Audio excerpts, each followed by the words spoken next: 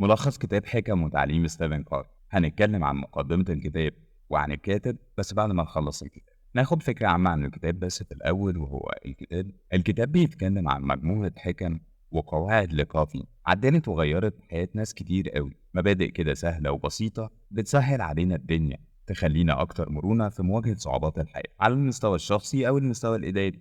الكتاب نوعيته هو تطوير ذاتي. يلا ندخل على طول في الكتاب، بس قبلها لو انت اول مرة بتشوفني او اول مرة بتسمعني اعمل بس سبسكرايب ولايك، وحاول تشير رسالة العلم عشان كلنا نستفاد واكتر ناس في الدنيا تقدر تستفاد من العلم ده، ويا رب نكون رسالة نقدر نوصل بيها العلم. ويا ريت كمان تقول لي في الكومنت اكتر مبدأ محتاج تشتغل عليه، وباذن الله اقدر اساعدك وتساعدني كمان. اول مبدأ الكاتب بيتكلم عنه وهو مبدأ المسؤولية، وحقيقي هو من اهم مبادئ حياتك، انك تكون قد الكلمة اللي انت بتقولها، مسؤول بوعي عن حياتك وايه اللي تقدر تعمله دلوقتي. ما تديش لحد وعد الا لو انت مستعد جدا انك تغوص في تنفيذه، لان ده هيأثر عليك انت شخصيا وعلى الاشخاص اللي بتتعامل معاهم كمان المسؤولية هنا مش بس اللي احنا قلناه، لا، هي قدرتك على الالتزام والاستمرار، وانك تكون في اللحظة اللي انت فيها بكل حواسك منهمك في كل اللي بتعمله. ما تخليش حاجة تشتتك ابدا. بمعنى ايه؟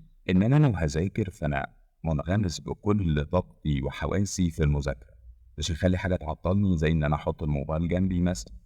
لو هنام برضه هنغمس في النوم، بمعنى إن أنا هشيل كل المشتتات من حواليا، أطفي الأنوار وأظبط نفسي وأحاول أنام على قد ما أقدر. أنغمس في كل لحظة أنا بعملها. هو إحنا كبشر نتاج اللحظات اللي إحنا بنعيشها. العمر كله هو عدد من اللحظات اللي أنت بتعيش. المبدأ التاني هو مبدأ الموازنة. مش فكرة أنظم وقتي ويومي وحاجتي وإن أنا أعمل تو دو ليست، قد ما هي فكرة إن أنا أعرف وأحدد أولوياتي. مش بس كده، لأ، أعرف إيه أهم الأولويات في يومي. وفي طريقة حلوة أوي اسمها مصفوفة الأولويات، ممكن نعملها سوا ونعرف نحدد بيها أهم الأولويات اللي ممكن نعملها. ستيفن كوفي هنا بيقول لنا هناك وقت للعقل يحكم وهناك وقت للقلب أن يحكم. يعني ادي كل حاجة حقها. فكرك وطريقتك بالتفكير العقلاني له وقت، وبرضه مشاعرك وتفكيرك العاطفي ليه وقت. ما تخليش حاجة تيجي على حساب حاجة. الاتنين مهمين جدا، ولكن ترتيب الأولوية أهم من كل ده. لما أرتب أولوياتي هعرف إيه اللي أنا هقدر أستخدمه دلوقتي،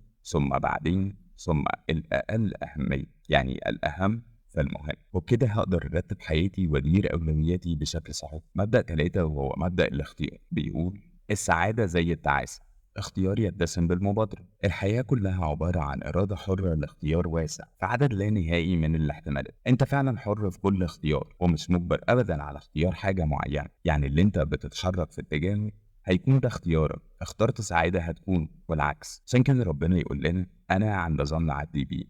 يعني أنت لو ظنيت في ربنا خير، ظنيت سعادة، ظنيت حب، ظنيت كل الحاجات اللي أنت بتتمناها هتجيلك. طب ولو ظنيت العكس برضه هتكون. الكون هيساعدك دايما ان انت تحقق كل اللي في دماغك، لكن هي الفكره في يقينك بالفكره اللي موجوده فيه. وهنا يقول لنا ان ما يؤلمني ليس ما يحدث معي، بل استجابتي لما يحدث. بمعنى ان انا مش نتاج اللي حصل معاك خالص، انا طريقه تفكيري ازاي استجبت، او انا كنت رد فعل للي حصل ده، ازاي ان اقدر اعدله.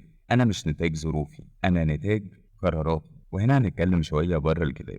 انا فعلا حاسس بيك وبوجعك لان مريت بيك. افتكر دايما انك انت المسؤول عن كل حاجه حصلت لك، واللي حصل ده مش سببه الناس والظروف والدنيا والبلد، سببه ان انت كان جواك حاجه لازم تتعدل عن طريق درس حلو جدا في الحياه، ممكن تفهمه دلوقتي او بعدين، وهتكون بيه اقوى لو عشت في اللحظه. لحظه الاختيار الحر دي اللي انا مش بلوم فيها حد، انا بشوف انا اتعلمت ايه من اللي حصل. اللحظه اللي فاتت هي عدت فماتت، امبارح مات، السنة اللي فاتت ماتت، أي ماضي هو مات. لكن الحاضر بتاعي أنا اللي بكتبه، أنا اللي بكتبه بإيديا، بكتبه بأفكاري، بكتبه بأفعالي. عشان كده اختار إن لحظتك فيها تكون أقوى، وإنك تقدر تعافر وتصلح وتطور كل حاجة فيك. أنت دلوقتي مسؤول عن كل اختيار، أنت اختياراتك في اللحظة اللي أنت بتعيشها. المبدأ الرابع وهو مبدأ المساهمة، بيقول لي هنا كن مصباحا ولا تكن قاضيا، كن قدوة ولا تكن ناقدا. العظمة الأساسية تعني الشخصية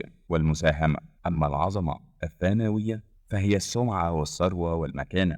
وهنا المعنى واضح أوي. خليك دايما تقدر ان انت تساعد الناس، كن مصباح نور ليه. خلينا نتكلم عن رسالتك في الدنيا. افهم رسالتك ايه وحاول توصلها لكل الناس. احنا قنوات اتصال، ربنا خلقنا ان احنا بنوصل لبعض، زي اللي انا بعمله كده من خلالي ان انا بوصل علم قاله حد تاني، وانت ممكن من خلال السير توصل حد تاني للعلم ده. هي الفكرة كلنا ان احنا بنشير حياتنا، بنشير اللي اتعلمناه، بنشير اللي فهمناه من الدنيا. فبالتالي انا مساهم في حياتك وانت مساهم في حياتي بشكل ما، سواء مباشر او غير مباشر. اوعى تحكم على حد، اوعى تقول ده وحش وده حلو وده. الآلهة بس هي اللي بتحكم، الله وحده هو اللي بيحكم، وربنا قال لنا وما الحكم إلا لله. حاول على قد ما تقدر إن أنت تكون قدوة للناس، إن هم يقتدوا بيك في أمور كتيرة من الدنيا. لو أنت عايش اللحظة وعايش رسالتك فأكيد هتكون قدوة. بلاش تعمل حاجة فظيعة جدا بيسموها في علم النفس من الثلاثة القاتلين، وهي إن أنت تنتقد حد. الثلاثة القتلة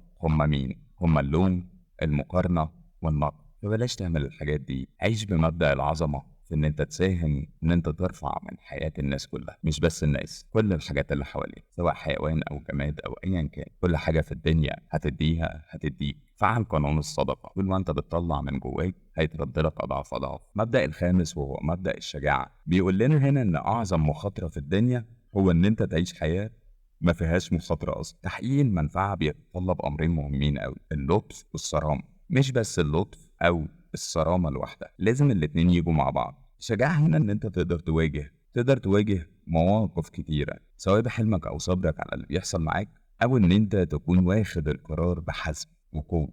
وهنا لما بيجي لك موقف من عند ربنا، موقف قوي يعني نسميه ابتلاء مثلا.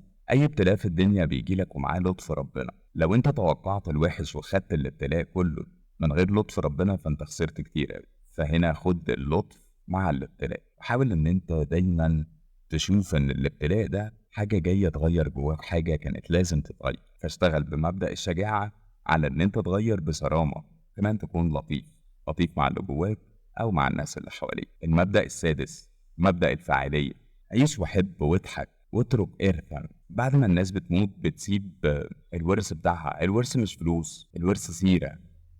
السيرة هي اللي بتبقى ويبقى الأثر. أهم شيء إن أنت تحافظ على الشيء المهم، ودايما خليه مهم بالنسبة لك. وسع عقلك بالقراية، وسع عقلك بإن أنت تحط مدخلات جديدة لعقلك. حاول تستفاد أكبر قدر من الاستفادة بكل الخيارات اللي بتجيلك.